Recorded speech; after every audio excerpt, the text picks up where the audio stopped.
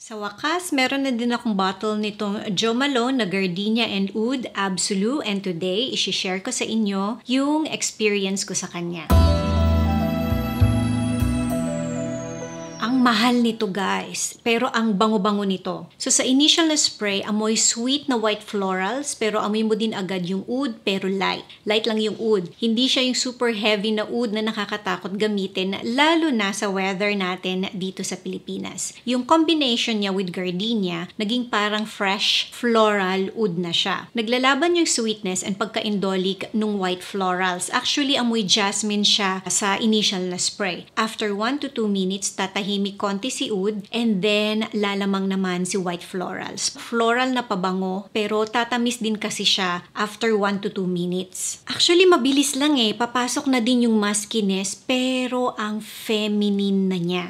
Siguro kasi yung tapang ng floral niya. This is good sa mga 30s pataas. Kung gusto ninyo si Jo Malone, Jasmine Sambac, and Marigold, I think magugustuhan din nyo ito. Para silang mag-ate, mas batang kapatid si Jasmine Sambac. Sabi ko nga diba, ang feminine niya guys, but sa mga lalaking nanonood sa akin, i-test ninyo to sa store. I think some guys can pull this off, lalo na sa ibang reviews, they find it masculine naman. Kasi na-test ko to sa skin ko So baka naman sa inyo, syempre, ibang notes yung lumabas. Baka tumapang yung oud. Alam niyo ibig ko sabihin? Actually, after 20 minutes, may lalabas na woody na note. O kaya nga guys, i-test nyo siya. Spray niyo sa skin niyo pagka nasa store kayo. Kaya sa iba, they find it masculine. Pero sa akin nga, okay lang kahit lumabas yung woody na note. Sakto lang yung woodiness niya kasi sa skin ko. Sa skin ko guys. After 30 minutes, magiging smoother pa yung blend nito, and then mas tatamis pa siya. Kaya may nakapagsabi sa ibang reviews na parang kasing tamis daw niya si Baccarat Rouge 540. Pero kasi si Baccarat Rouge 540, parang tamis asukal siya Ito, tamis siya ng bulaklak, pero matamis na bulaklak. Bagay ito sa mga girl boss as their everyday perfume sa office. Yung pag dumaan ka, alam nila na nandyan na si madam. Alam niyo yon, malakas siya.